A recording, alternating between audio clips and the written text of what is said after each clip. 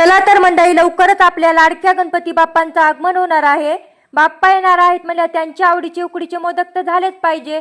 चला तर मग करूया उकडीचे मोदक. तर उकड काढण्यासाठी पातेल्यामध्ये 2 कप पाणी घेतलंय.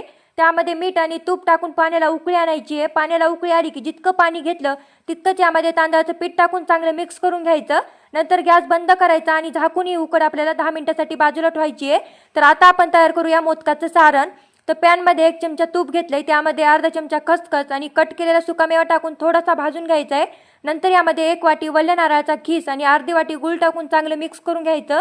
नंतर यामध्ये थोडीशी वेलची पूड टाकून पुन्हा चांगलं मिक्स करायचं. तर आपलं मोदकाचं सारण तयार आहे. एका प्लेटमध्ये काढून थंड करायचं. तर आपल्या उकडीला पण 10 मिनिटं झालेले तर एका प्लेटमध्ये काढून घ्यायचं आणि आधीनं हाताला चटके लागतील म्हणून वाटीने चांगलं मिक्स करायचं. नंतर ही उकड 10 मिनिटं आपल्याला हाताने मळून घ्यायची आहे. तर आपली उकड मळून झालेली आहे. आता आपण मोदकं करून घेऊया. तर थोडीशी उकड घ्यायची आणि या साच्यामध्ये आपल्याला थोडंसं पातळ आवरण करून घ्यायचं. नंतर यामध्ये सारण भरायचं आणि मोदक बंद करून घ्यायचा आहे. तर तयार आहेत आपले सुंदर असे मोदक. तर आता मोदक आपण वापरून घेऊया. चाळणीमध्ये केळीचं पान ठेवायचं आणि मोदकं टाकून गरम पाण्यावर चाळणी ठेवून 10 मिनिटं मोदकं वापरून घ्यायचे.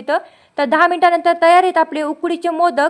तर परभणीकरांनो, तुम्हालाही या मोदकाची ऑर्डर द्यायची असेल तर स्क्रीनवर दिलेल्या नंबरवर संपर्क करा. तर व्हिडिओ आवडल्यास एक लाईक करा.